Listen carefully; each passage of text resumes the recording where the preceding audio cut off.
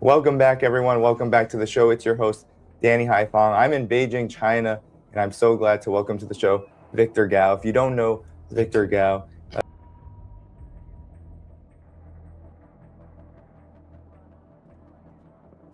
welcome back, everyone. Welcome back to the show. It's your host, Danny Haifong. I'm in Beijing, China, and I'm so glad to welcome to the show Victor Gao. If you don't know Victor Gao, he is the vice president of CCG. He's the former interpreter to Deng Xiaoping, and he is a prolific commentator who frequently participates in Western mainstream media to help tell the truth about China. Victor, it's great to see you again. Thank you very much for having me. Glad to see you. Yes, well, let's talk about first Iran, because that's been going on for 8+ weeks now, or the war continues. There's a ceasefire. Now, recently, a vessel associated with China was seized by the United States in the region outside of the Strait of Hormuz. And the Trump administration, Western mainstream media are saying that it was a gift from China that was seized. And now this blockade that the U.S. has been waging has been largely associated with China in terms of why the U.S. is doing this. What's your message to the United States and to the world about this blockade, the continuation of this war, and China's position in it? Well, first of all, the war launched by the United States and Israel on February the 28th has been a war of aggression. And Iran is fighting a war of resistance against foreign aggression, which aims to destroy its sovereignty and territorial integrity, or, as President Trump threatened, even to blow them back to Stone Ages. This is truly very much of an overstatement, and it should never be allowed to be implemented. Secondly, I don't think President Trump or this government really knows what they are doing. Why they launched this war, what's the ultimate goal, and what is the pathway leading to the execution of the war, achieving their goal if there is any goal. And President Trump seemed to be very much surprised when Iran closed off the Strait of Hormuz. He should not be surprised if he really wanted to launch a war against Iran. And the fact that the United States is now imposing a naval blockade on the at least a partially closed Strait of Hormuz is something very unusual in human history. Because I don't think President Trump knows what he wants to do, whether he really wants to see the petrol price, the price of gas going through the roof, causing tremendous amount of pain to the American people or not. So I think we still need to see what's going on. I'm afraid the greatest certainty now in the world is the uncertainty of the United States under President Trump. And the greatest predictability now is the unpredictability of President Trump and his government. So I think it is completely irresponsible to kind of hold the whole world hostage to launch this kind of one-term military attack on a sovereign country, a member of the United Nations, regardless of the shock that it is generating in terms of the energy crisis, as well as the economic crisis, which I'm sure is already happening, but the data thereof probably will not be available until probably 1 month or 2 months or 3 months afterwards. And eventually, if this war is not ending soon, it will lead to the outbreak of unprecedented financial crisis. So I hope President Trump and his government really know what they are doing, and I hope they will stop before it will be too late. What has been China's role in this war? There's been a lot made about China's assistance to Iran even before the war. There have been reports that are hard to verify about China, even military assistance, technological assistance, data like satellites and whatnot, satellite technology. But I'm curious on what your assessment of China's actual position in this war is, how it has handled itself, and how does it contrast with that of the United States? Well, first of all, from day one, when this war was started, China condemned the war. China called for de-escalation and tried to put a stop to the war right away. And the Chinese position has been consistent throughout the past 2 months or so. Secondly, China's position is also very clear. China does not supply arms to any country which is at war. And Iran is at war even though it is fighting a war of resistance against foreign aggression. So I think the Chinese position is really carved in stone, and it will not deviate from this position of not supplying weapon to the warring party. But on the other hand, I think Iran has already expressed gratitude for the Chinese help, in the sense that they value the moral support that China has been given, not only at the United Nations Security Council, but in the world at large. The Chinese Foreign Minister Wang Yi kept calling all the other relevant foreign ministers from more than 20 countries to urge the need to stop the war as soon as possible. Now, it is also very important to know that President Trump actually also thanked the Chinese government for its role in bringing Iran to the negotiation table when President Trump announced the 2-week ceasefire. So I think all this indicates that China is very much active behind the scene. China does not want to grab the limelight, but China is really putting all its weight to urging for peace and urging for an end to the war. Now, I've also read about the speculations about the Chinese supply of weapons, for example. Let me be very brief.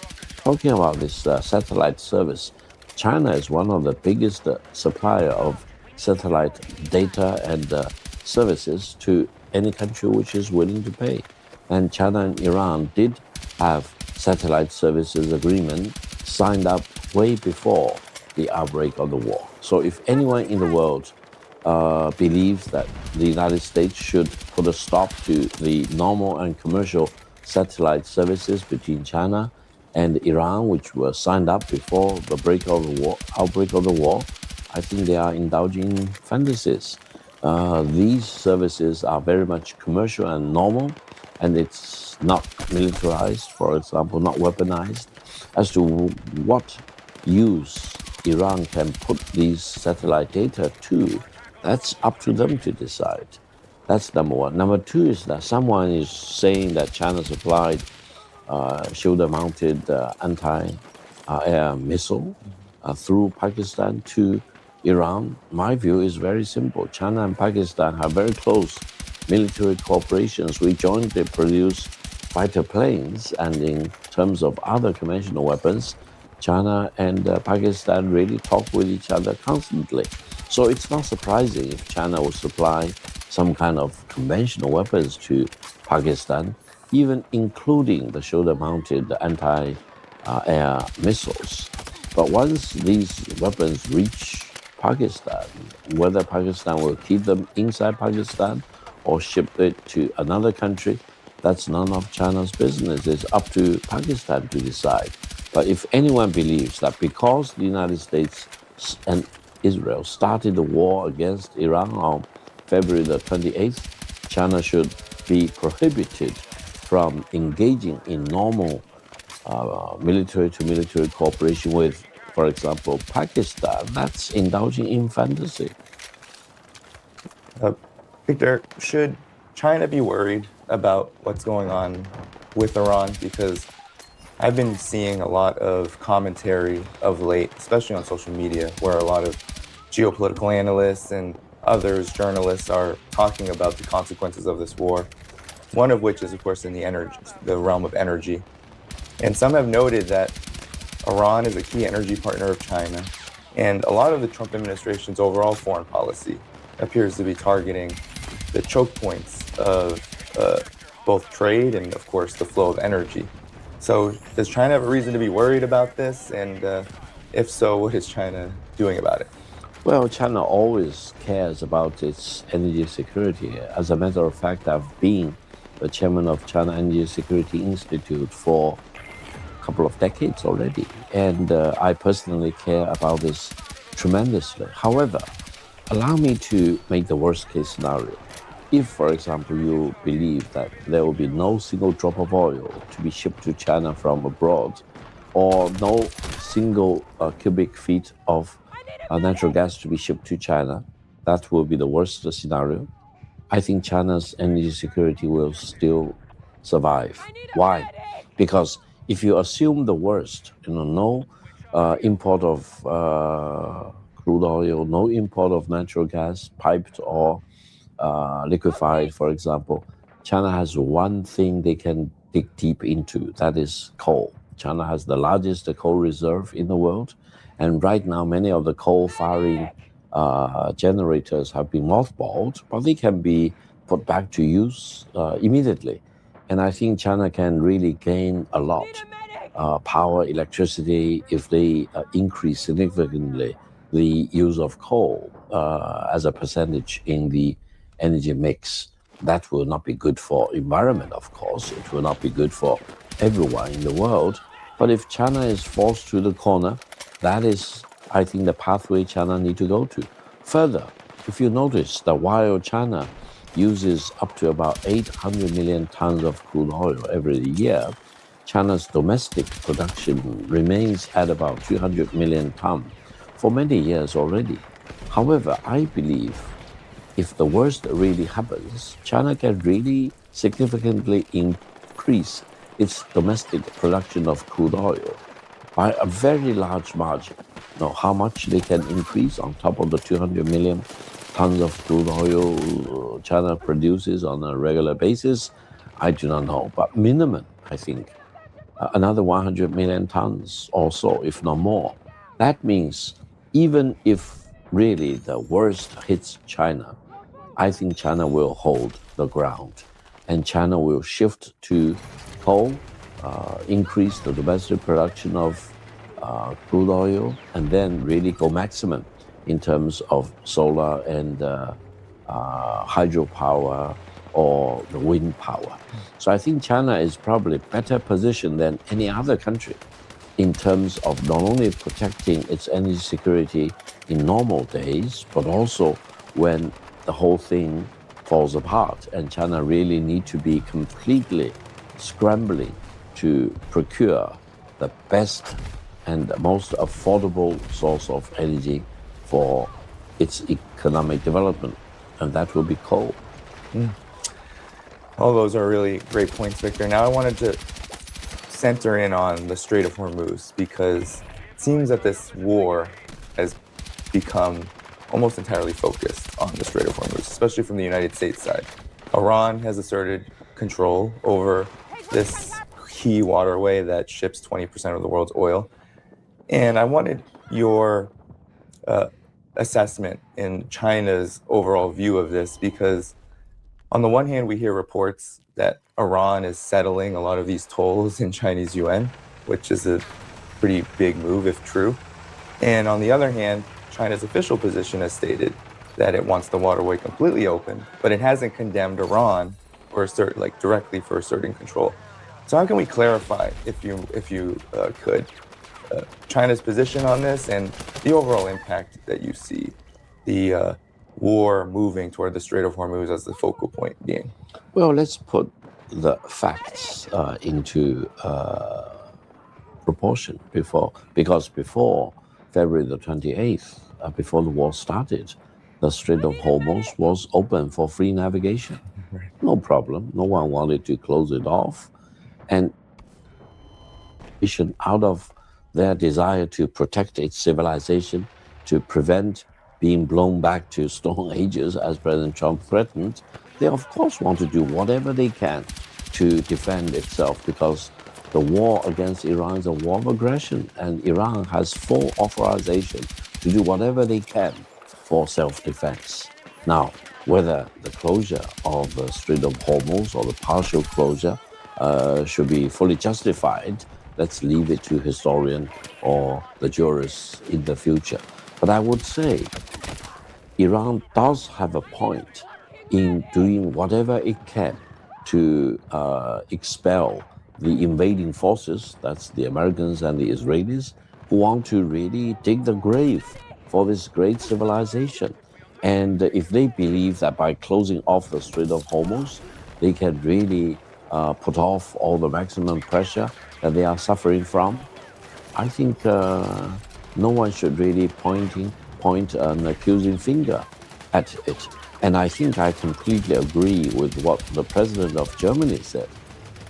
He said the best way to lift the closure of the Strait of Hormuz is to stop the war right away. The United States and Israel should stop the war right away rather than dragging their feet to prolong the war, which will further complicate the situation involved with the Strait of Hormuz. China called for lifting the closure as soon as possible, but on the other hand, China suffered many wars of aggression before, and we fully want to support any country which wants to defend itself against foreign aggression. And I think closure of the Strait of Hormuz is causing tremendous amount of pain to China as well as to many other countries. But I think let's put it in real proportion. That is, this closure is caused directly by this war of aggression launched by the United States and Israel against Iran. The best way is to stop the war right now rather than drag it into tomorrow. How do you see this war changing the world right now? Because I'm curious about China's view on this, and if there's been discussions about, and what kind of discussions are being had about how the world is changing, how this war plays a role in it, and of course, how China sees this and participates in these changes. Well, first of all, I think as a direct consequence of this war of aggression against Iran, launched by the United States and Israel, mankind now is the closest to the verge of the outbreak of the Third World War. Why do I say this? Because you remember when President Trump and the United States threatened to send ground troops into Iran for whatever purpose. Fortunately, they have not done so up to today. The Chechen forces declared that they are ready to send Chechen forces into Iran to fight against the invading foreign aggressors for the sake of Iran. Now, I hope this will not happen. First of all, the Americans will not send ground troops to Iran, and the Chechens will not send their troops into Iran to fight off the Americans, but assume it does happen. That will mean the United States and Russia, through Chechen forces, will be squaring off at each other directly in a war. Now, this will really be unprecedented since the end of the Second World War in 1945. And this will push mankind to the verge of the outbreak of the Third World War. So this is very dangerous. So I hope President Trump will be listening to your interview and will have second thought about doing all these extraordinary things. Now, secondly, if Trump really delivers on his threat, that is to bomb Iran back to Stone Ages, to kill millions of the Iranian people, and to destroy the Iranian civilization, if he dares to put this into practice, what will be the direct result? The United States or Israel together may force Iran to come up with a bomb. Can you believe it? They may actually get what they do not want to have, but if they push Iran to the corner, they may come up with something that the United States or Israel may really regret for their life. What if Iran does come up with a weapon and throw it at Israel or at the United States or the military bases of the United States in the Middle East? That's one possibility. Now, secondly, if President Trump is real about destroying this 6,000-year-old civilization and blown Iran, which is a very big country, 1.6 million square kilometers plus, how can he do it? Does he really want to use a nuclear weapon? Whether the US rules or the constitutional arrangements will allow him to do that, or whether he will find a way to go by these restrictions and still use a bomb. Now, if the United States does use the bomb, I'm pretty sure someone else will use the bomb to counterattack that. That means the use of one single bomb in this war may trigger the use of the second bomb or the third bomb. So even if you survive by not being killed by this nuclear explosion, the subsequent nuclear winter may kill everyone in this world. So I would condemn anyone who wants to use the bomb.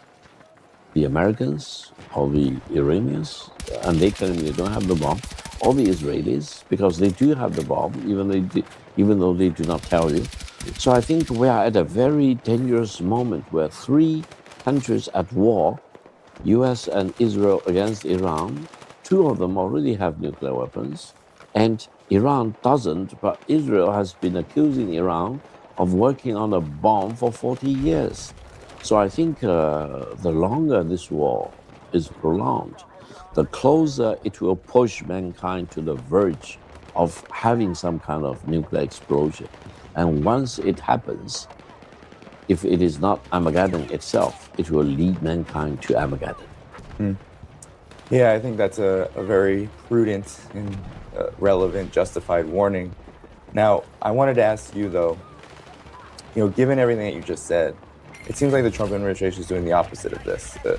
Donald Trump himself lashed out at the media saying, "Don't rush me," when asked about, hey, when are negotiations going to start again? Iran is not really interested right now. What's your real deadline? He said, "Don't rush me." Vietnam was a long war. Iraq was a long war. Not the best examples, I don't think, in U.S. history. But I'm curious of China's view on the Trump administration's approach to this war, and what do you feel like is going to be the long-term consequences for the United States and for the world in which it has tried to make in its image? Well, I think based on my understanding of the Trump psychology and the circumstances President Trump is faced with, both domestically as well as abroad, there are several things Trump can do. One is to escalate. The other one is cut and run away. Or thirdly, he can redefine the outcome of the war as a complete success for the United States, for himself, etc. Or to really find an excuse and ladder to climb out of this war. Now, talking about the escalation first, my view is that President Trump and the United States will be damned if it escalates. They will be damned if they don't escalate. Why? If they don't escalate, the United States hegemony in the Middle East, all the images of the United States as an invisible army, for example, will be washed away. But if it does escalate, it will be damned. Why? Because the midterm election is starting very soon, and all the indications seem to indicate that the Republicans may lose either the House of Representatives or even the Senate. If it does happen, President Trump will be a lame duck president on January the 20th, 2027. And he will not be in a position to deliver whatever he promised to those supporters of his, for example. And he may be worried about getting impeached or whatever possibilities that may happen. And if the United States escalates, the oil price will go through the roof, and the Americans most likely will vote with their foot, and the US economy will be plunging into a recession, and it may trigger the financial crisis, which may be one of the largest in scale and in terms of the toxicity, for example. So I think President Trump will be damned if it does escalate, damned if he does not escalate, and how he would balance off this dilemma and get out of it will be probably the biggest challenge President Donald Trump is facing throughout his 80 years of life in this world. It's bad when the entirety of the mainstream media and even us, we're talking about how can he get out of this, because it doesn't look like there are many or any good options. But one option that he has taken, and I wanted your comment on this, is he has sent another aircraft carrier group over to the region. It'll be all of the aircraft carrier groups at one point or another having participation in this war. But there's been a curious and I think an important point being made all across the, I guess you would call it the military think tank and industrial complex apparatus. They are talking about how the US has pulled so many resources into the Iran war that they're not going to be ready, and I know you're familiar with this narrative, they're not going to be ready for the war against China over Taiwan. That's what we're hearing more and more now. I'm wondering what your reaction to that is, because even just the US is very secretive in terms of how many weapons it has, what it actually produces. But at the same time, there's rising alarms about the US diving so deep into Iran, this war going on for who knows how long, and the US, some elements in the US wanting war with China over Taiwan. Well, first of all, there are people in Washington who keep talking about the destined for war scenario between China and the United States. There was even a very distinguished professor out of Harvard who wrote a book called Destined for War, coming up with a theory called the Thucydides trap. And many people reading that book concludes that he is talking about a destined for war scenario between China and the United States. I completely disagree with that. I think if anyone tries to apply the Thucydides trap theory to China and the United States, it is a fallacy. Why? Because the great professor, Graham Allison, analyzed many important cases of war in history, but all the cases of war he analyzed were conventional weapon wars. And he wanted to arrive at his conclusion and try to imply that the conclusion derived from analyzing conventional wars will be applicable to China and the United States. I think that's a fallacy. Professor Graham Allison should tell the Americans, tell the Chinese, tell mankind as a whole that he only analyzed the conventional wars, and the conclusion should be applicable to two conventional weapon countries or one conventional weapon country and another nuclear power, but it will not be applicable to two nuclear power states. That's number one. Number two is that I come up with my own theory. It's called the inevitability of peace between China and the United States. I'll be very brief, but this is a very important point.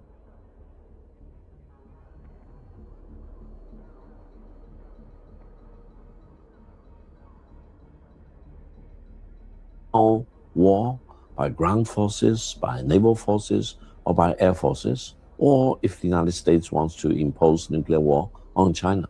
No, the United States is not in a position to win a war against China without suffering damages and mortal wounds to itself.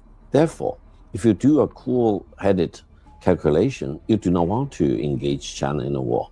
I'm completely disagreeing, and I'm even condemning those people agitating for a war between China and the United States, with or without Iran. I do believe in my inevitability of peace between China and the United States. I do believe China and the United States eventually will get along with each other for their mutual good as well as for the benefit of mankind. A war between China and the United States, first of all, will be mutually destructive of China and the United States. Secondly, it will probably waste all the resources, all the wealth, all the riches the United States has been accumulating since the end of the Civil War, or since the end of the American-Spanish War of 1898, or since the end of the First World War, or the end of the Second World War. So anyone agitating for war launched by the United States against China is really doing the biggest harm to the fundamental interests of the American people as well as the Chinese people. So I see this completely different from the way your question is asked.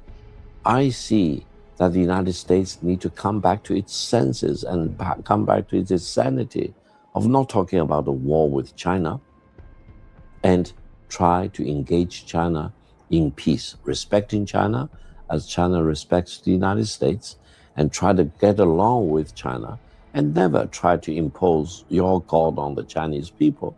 And the Chinese people will never impose their God or their Buddha onto the American people. Let's get along with each other rather than go to each other's jugular. Do you think Trump is going to come in May? That's been all the talk when it comes to, he's been saying that he wants to come to China in May. And I'm curious if you believe that he will, and if the war in Iran, given that Iran is a key strategic partner of China's, and given that just war in general, when a country's in active war and part of that war has some eyes set on China, I'm curious if you believe that Trump will be coming here and welcomed. Well, I understand that when the Chinese president and the American president met in South Korea last year, they were talking about this upcoming state visit already. And the American side proposed January 2026 for the state visit. The Chinese side probably said, well, January will be too cold. It's still in the middle of the winter. Let's wait until spring. So it was pushed to sometime March. And as the Americans said, March the 29th, is that right? It was postponed because of the war. And the Chinese side is restructuring the timing and the venue of the visit in close consultation with the American side. And I'm personally been approached by major American TV agencies trying to line me up for interviews scheduled for May the 12th, May the 13th, and the May the 14th, because they got the information that for these 3 days, President Trump will be somewhere in China, most likely in Beijing or maybe in another city. So I think we have greater likelihood of this state visit to take place in the middle of May. And I believe it will be extremely important for the Chinese president and President Trump to meet. And some people may say, well, the United States threatens to blow Iran back to Stone Ages, all these bad things, playing the role of aggressor. Why should China roll out the red carpet to welcome President Trump? I think China is being very philosophical. On the one hand, we support Iran. We condemn the war of aggression. However, we also believe China-US relations are so important. They are probably the most important bilateral relations in the world of today, that it has many other important things to talk about and to take care of, other than the war involving Iran. So I think China will be philosophical enough to compartmentalize the state visit on the one hand and China's position vis-a-vis this war of aggression against Iran, and hopefully the ultimate result will be a positive one, both for China as well as for the United States, and also directly or indirectly positive for Iran. And you may never know, China may actually offer to broker a real deal between the United States and Iran, because I think from the President Trump's perspective, China is the most impactful country in the world. He recognized China as a peer, even though the word they use is a near peer country. And they also fully understand China's very close relations with Iran. So maybe China, in addition to Pakistan, can play the role of real good officers to make both the United States and Iran more comfortable about talking with each other.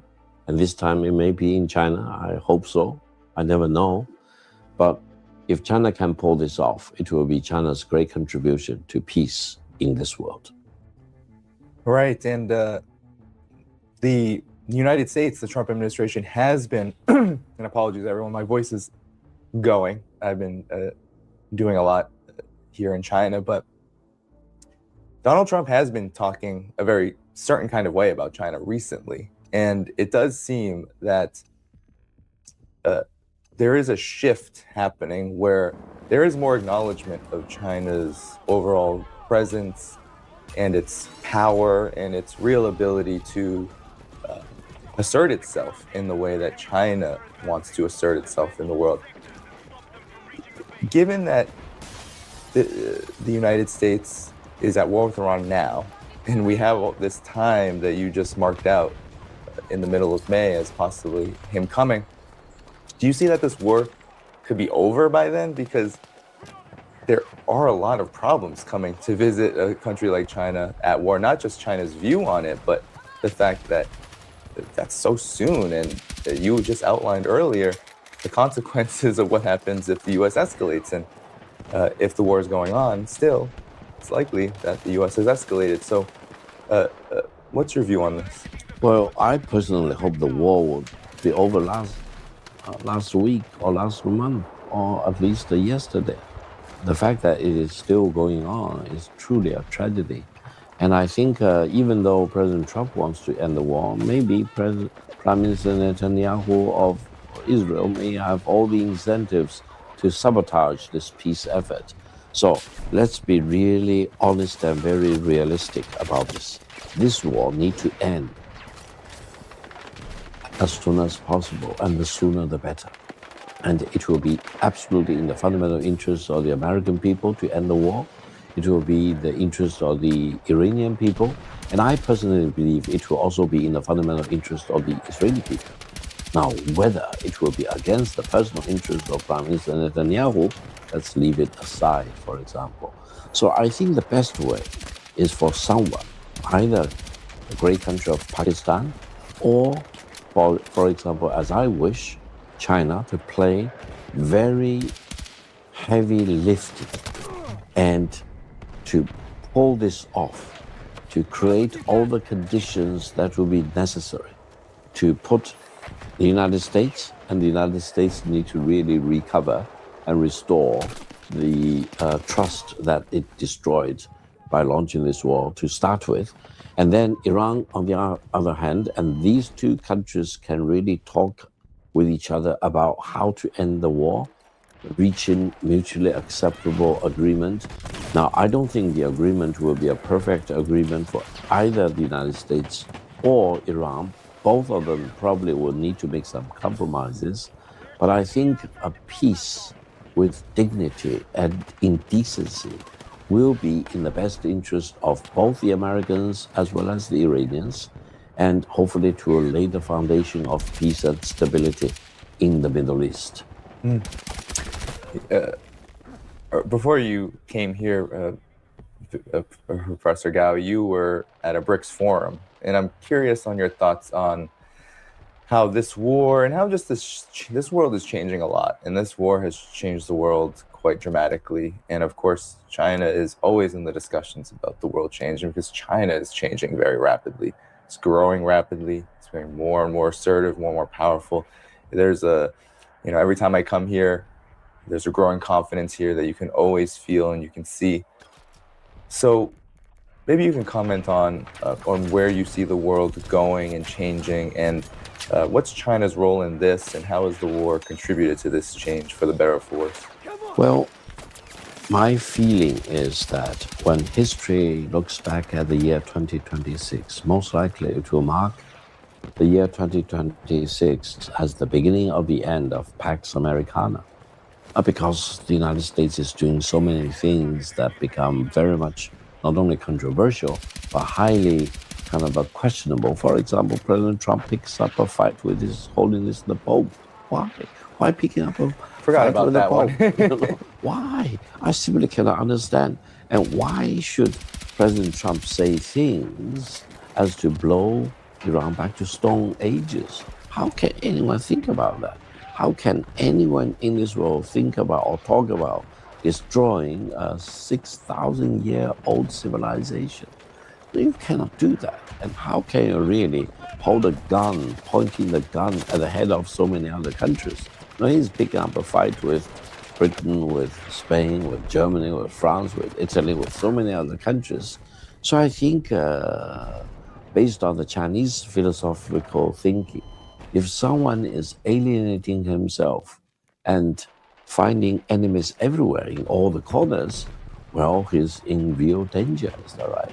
So I think probably the United States is suffering a free fall from the top of the mountain to the abyss of the rule of the jungle, and they are destroying trust. Any country would have held for the Americans or for the United States, and Pax Americana is coming to an end. Now, whatever President Trump is doing may accelerate the end of Pax Americana. That's the problem.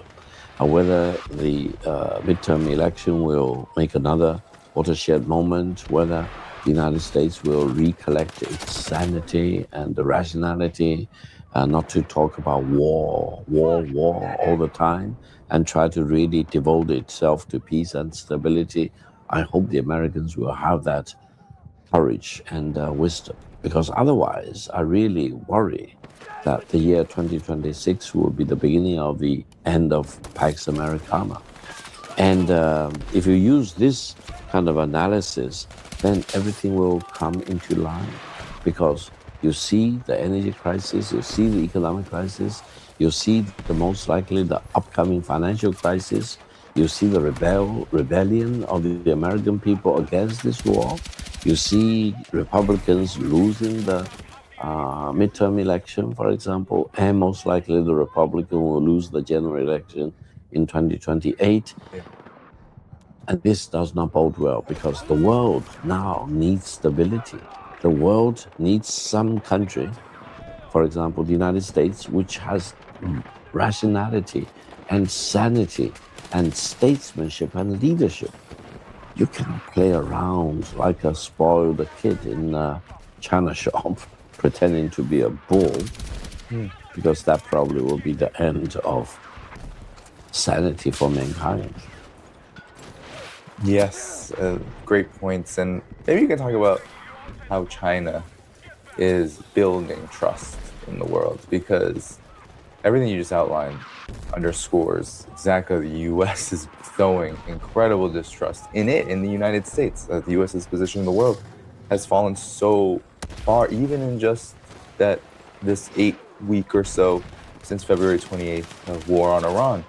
You have mainstream media, the New York Times, talking about Iran as being another global power now, and that shifts things dramatically. But China has been considered a powerful country for quite a long time now, but never the words trust uttered in the Western mainstream media when it comes to China. Usually, Americans are taught China's to be distrusted or mistrusted.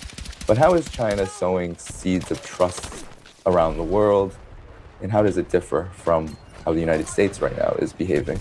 Well, before I answer your important question, let me just have a very quick word about Iran. I think, based on my limited knowledge about war and military warfare, the way President Trump is fighting this war against Iran demonstrates that he doesn't know himself and he doesn't know the enemy. Because in Sun Tzu, in the art of war, the most important thing is you need to know yourself and know the other side before you do anything in Iraq. He doesn't know Iranians. He probably thought the Iranians will unconditionally surrender or will kowtow immediately after he bombed Iran. No, the Iranians recollected their wits and strengthened their courage, and now putting a very heroic fight against the Americans. And President Trump probably never expected that Iran could have lasted this long and inflicted so much harm to the Americans. And the number of the American soldiers killed and wounded is actually shocking, because you are talking about so many people dead or so many people wounded, some with mortal wounds. I don't think the American families will be very happy about it. So I think President Trump really needs to understand Iran as it is. Really try to reach the level of understanding the other side as well as itself. Now, for China, allow me to make one point. You may remember a few years ago, China brokered a deal between Iran and the Kingdom of Saudi Arabia. Yeah. And the two countries shook hands and agreed to cooperate on many things, despite of their hostility against each other for decades, if not for centuries. So that means when China is involved, even the worst hostile parties against each other may. So that means when China is involved, even the worst hostile parties against each other may. So that means when the United States and Israel get involved, Iran and Saudi Arabia get to each other's jugular. They bomb each other. They threaten war against each other. So the point is only one. China advocates for peace, and the United States, in this particular case, destroys peace. Now, if you believe the Iranians don't have their own eyes and the Arabs don't have their own eyes, no. When the dust settles, they will know which country really cares about peace and stability in that region. which country keeps talking about peace, partnership, cooperation, giving up their animosity over the decades, for example, if not over the centuries, and which countries are talking about conspiracies, plundering resources, and fighting a war using your country as the launch pad for war against the other side, and eventually you alienate yourself and you alienate the Arabs against the Iranians, for example, and then eventually the whole region plunge into chaos. So I think this is the way China is building up trust. China is always the long-term observer of the situation in the world, and China always aims for the long term. We look forward, not only in terms of 5 years or 10 years, we look forward minimum 50 years, sometimes 100 years. In my case, I'm thinking about the year 7025.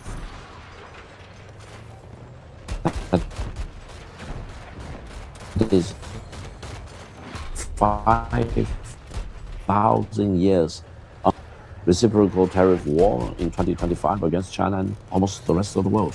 I thought from the very beginning this was an illegal tariff war. It's an unconstitutional tariff war based on my education of law at Yale Law School. I concluded from day one it could not work, and the United States cannot destroy free trade and become the champion for the freedom of mankind.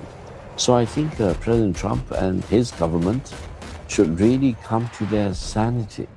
They should really think about how they can serve the fundamental interest of the American people before they try to destroy all the other countries by war after war after war.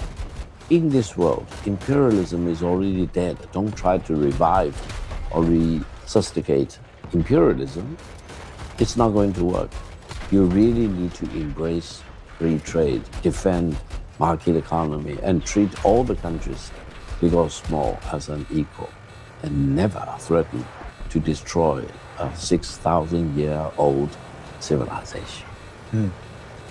Yeah, and in the last few minutes we have here, I believe we have about 5-10 minutes left. I wanted to maybe ask you if you could elaborate on that last point you made, a 5,000 to 6,000 year civilization of Iran. And China has been talking a lot about, in it, especially in its recent course of development, its connections to its own civilization, its long history, 5,000 plus years.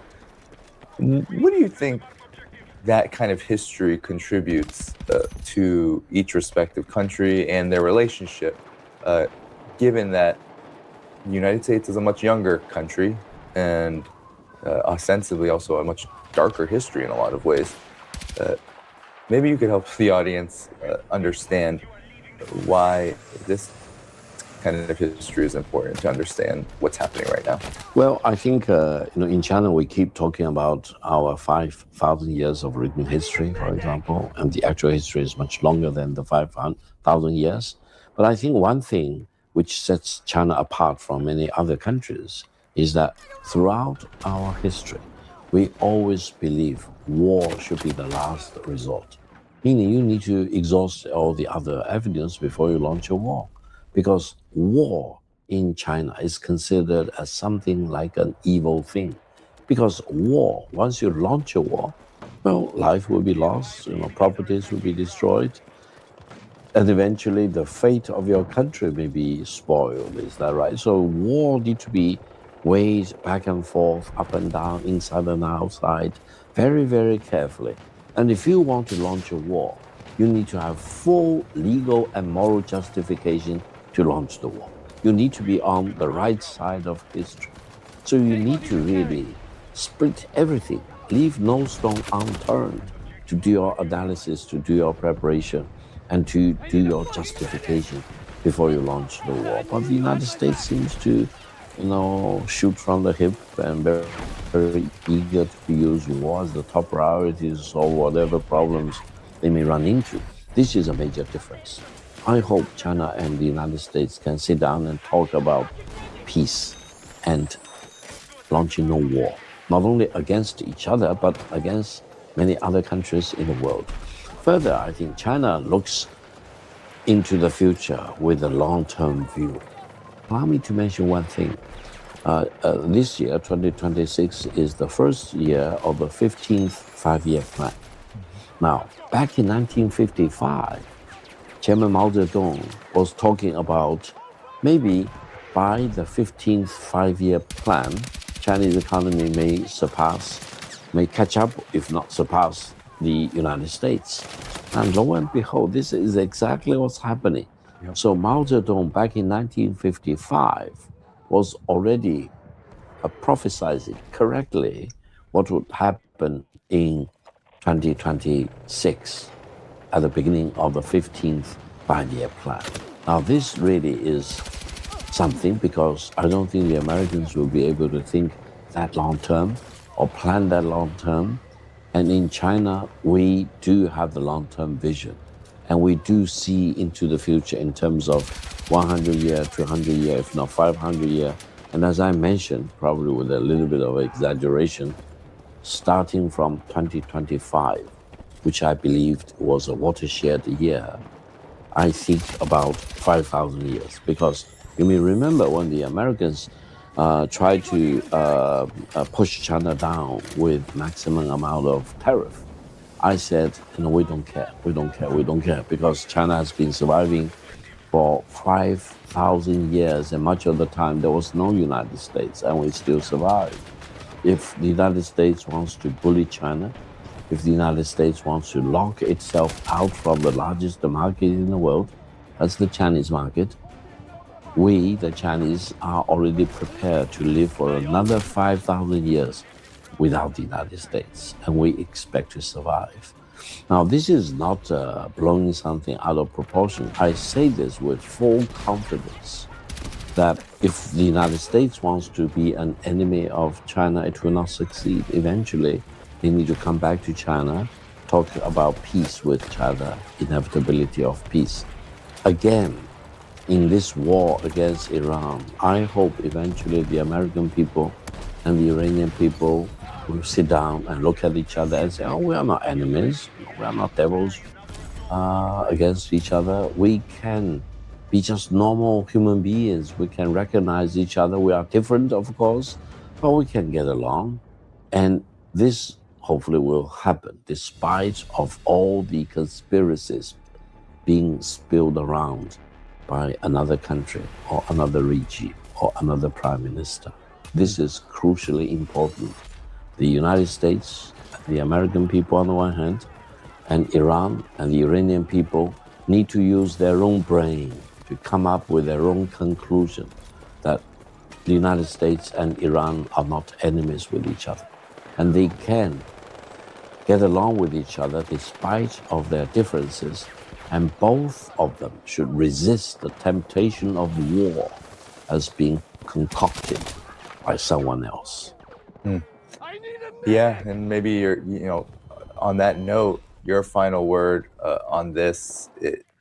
I think we talked about a lot today. We covered a whole lot of ground. Maybe your reaction to a final thought that I had about everything that you just said about China's five-year plan, its long-term vision, how it approaches the world situation. A lot of people in the United States have a hard time with this because they are often told that essentially China is its own version of the United States. Essentially, it's aggressive and it's causing so many problems for countries around the world, just in its own form. And so I'm curious if you could react to this in light of the fact that, I think we're seeing with this blockade and this war in Iran, that it's really hard to equalize China and the United States in terms of how they behave in the world, their overall approach to the world, because hopefully people with eyes can see that China is not blockading Cuba, it's not blockading Iran, it's not blockading Venezuela, it's not trying to choke trade routes. So your reaction to the assumption, right?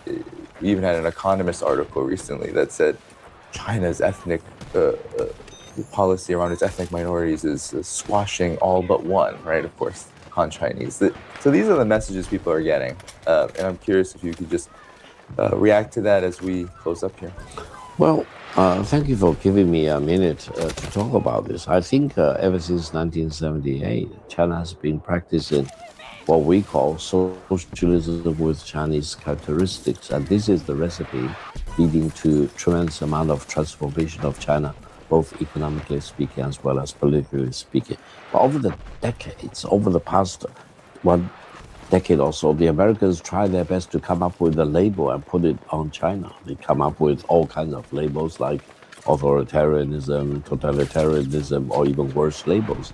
None of them apply to China. And then a few years ago, the Americans thought they found the right label. It's called a state capitalism. And they describe China as if China has been practicing state capitalism since 1978. To such an extent, some Americans say, if state capitalism can generate economic miracles for China, we should practice state capitalism. Now, allow me to mention several things. One is that China never practiced the state capitalism and will never practice state capitalism. Secondly, China has been practicing socialism with Chinese characteristics. Now, thirdly, I do believe state capitalism will never save the United States, so don't try that. Fourthly, if I have a chance through your platform to offer free advice to President Trump, I would say, President Trump, my proposal is that the United States should practice capitalism with American characteristics. Really. Just as the Chinese are practicing socialism with Chinese characteristics and generate miracles, the Americans should practice capitalism with American characteristics, which I believe will generate miracles for the Americans, which will really MAGA, which will make America great again. Now, what is capitalism with American characteristics? It has a long list, but let me be very short. First of all, you need to defend free trade. You cannot destroy free trade. Secondly, you need to protect the market economy. Don't let the state or the government intervene too much in the private practice of economy. Thirdly, you need to respect universities. Let universities be universities. Let Harvard be Harvard. Let Columbia be Columbia. Rather than try to force some of the best universities to do what they do not want to do. Now, the other thing is equally important.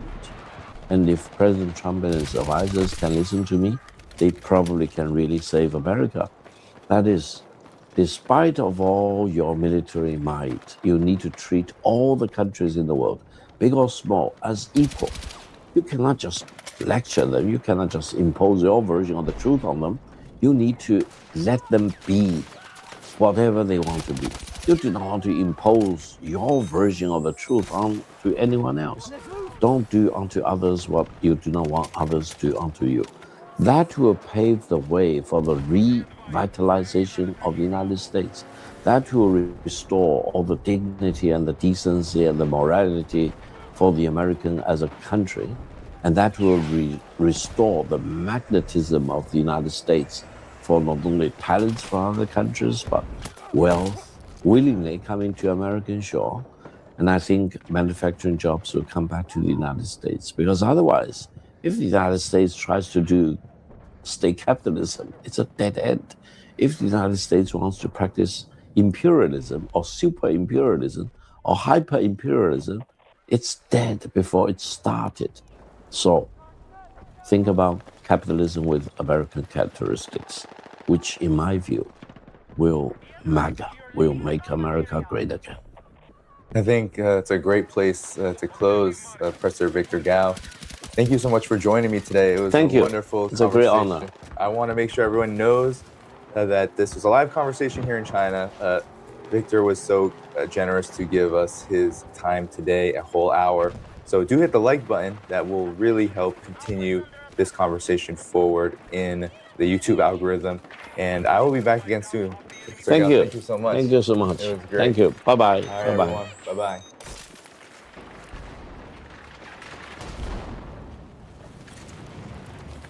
Bravo 2 Cat!